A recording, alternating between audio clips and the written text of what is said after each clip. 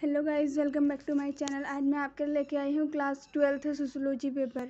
मतलब जो important question है वो सब मैं आपको सब बताऊंगी। सो स्टार्ट करते हैं। फर्स्ट क्वेश्चन है, जनसंख्या वृद्धि के प्रमुख सिद्धांतों की विवेचना कीजिए। ये 2-3 तरीक़ों से आपसे पूछा जा सकता है। या फिर जनसांख्यिकी संबंधी कौन कौन से सिद्धांत प्रतिपादित किए गए हैं, विवेचना कीजिए।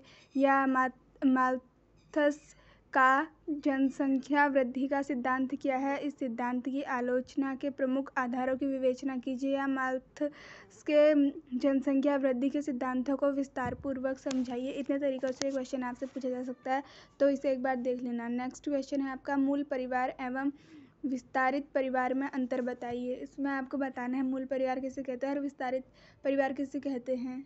या अलग से भी पूछा जा सकता है, ये विस्तारित परिवार के बारे में बताओ या फिर मूल परिवार के बारे में बताओ। ये सब आप अच्छे से देख कर जाना। और फिर नेक्स्ट क्वेश्चन है आपका, जाति व्यवस्था क्या है, जाति व्यवस्था में हो रहे परिवर्तनों की विवेचना कीजिए। या इस तरीके से पूछा सकता है, जाति की संकल्पना स्पष्ट करते हुए इसकी विशेषताएं बताइए। नेक्स्ट क्वेश्चन, उदारीकरण से क्या तात्पर्य है, उदारीकरण से आप क्या समझते हैं। मतलब उदारीकरण के बारे में जो कुछ भी आएगा इसमें आपको याद कर लेना है ताकि आप उस समय लिख पाएँ। देख लीजिएगा उदारीकरण को। और फिर नेक्स्ट क्वेश्चन है आपका, क्या बाजार एक सामाजिक संस्था है। या फिर ऐसे पूछा जा सकता है, साप्ताहिक बाजार किसे कहते हैं, क्या यह एक सामाजिक संस्था है, विवेचना कीजिए। इस तरीके से पूछा जा सकता है। या फिर साप्ताहिक बाजार किसे कहता है, अलग से पूछा जा सकता है, क्या बाजार एक सामाजिक संस्था है, इस बारे में बताइए। इस क्वेश्चन को भी आप देख लेना, ये भी इम्पोर्टेंट है एग्ज़ाम की दृष्टि से। इस साल 2022 के एग्ज़ाम के लिए इम्पोर्टेंट लग रहा है। नेक्स्ट क्वेश्चन, भूमंडलीकरण का अर्थ क्या है, भारतीय संस्कृति पर भूमंडलीकरण के प्रभावों का वर्णन कीजिए। ये है, और इसको अध्याय पूछा है, भूमंडलीकरण को परिभाषित कीजिए। इसने भारतीय अर्थव्यवस्था को किस प्रकार प्रभावित किया, ये बताइए। या फिर उदारीकरण ने भारतीय समाज को किस प्रकार प्रभावित किया, ये बताइए। या फिर भूमंडलीकरण किसे कहते हैं, ये अच्छे से आप देख लीजिएगा। अर्थव्यवस्था के मूल लक्षणों का वर्णन करना है इसमें आपको। और फिर नेक्स्ट क्वेश्चन है आपका, सामाजिक स्तरीकरण किसे कहते हैं, सामाजिक स्तरीकरण के मुख्य सिद्धांतों की व्याख्या कीजिए। या फिर सामाजिक स्तरीकरण को समझाइए, समाज में स्तरीकरण की आवश्यकता क्यों पड़ती है। 2 तरीक़ों से प्रश्न पूछा जा सकता है। नेक्स्ट क्वेश्चन है, लोक कल्याणकारी राज्य की अवधारणा से आप क्या समझते हैं, भारत जैसे असमतावादी समाज में लोक कल्याणकारी राज्यों के कार्यों की विवेचना कीजिए। या फिर लोक कल्याणकारी राज्य किसे कहते हैं, इसकी विशेषताएं बताइए। या फिर लोक कल्याणकारी राज्य के प्रमुख कार्यों का वर्णन कीजिए।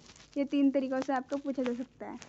नेक्स्ट क्वेश्चन है आपका, जन्म दर और मृत्यु दर का अर्थ क्या है, जन्म दर में गिरावट अपेक्षाकृत धीमी दर से क्यों होती है, जबकि मृत्यु दर तेज़ी से गिरती है, विवेचना कीजिए। मतलब जन्म दर और मृत्यु दर इम्पोर्टेंट है, इसे भी आप देख लेना। अलग अलग तरीके से पूछा जा सकता है, इन दोनों में अर्थ बताइए। या फिर इन दोनों में क्या अंतर है, ये बताइए। जन्म दर किसे कहते हैं, मृत्यु दर किसे कहते हैं, ऐसे भी क्वेश्चन पूछा जा सकता है, देख लीजिएगा।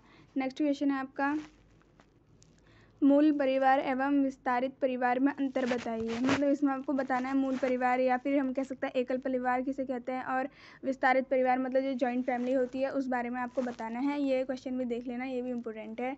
और फिर इसके बाद वाला क्वेश्चन है आपका,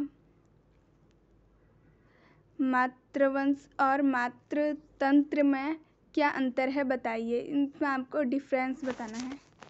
नेक्स्ट क्वेश्चन है, अदृश्य हाथ का क्या तात्पर्य है। ये आपका शॉर्ट क्वेश्चन में आ सकता है, इसको भी देख लेना एक बार अच्छे से।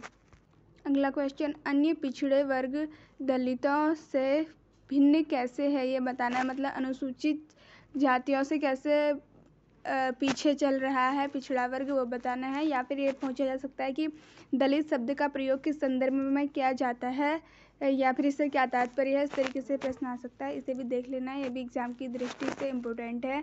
नेक्स्ट क्वेश्चन है, हम यह किस अर्थ में कह सकते हैं कि असक्षमता जितनी शारीरिक है उतनी ही सामाजिक भी।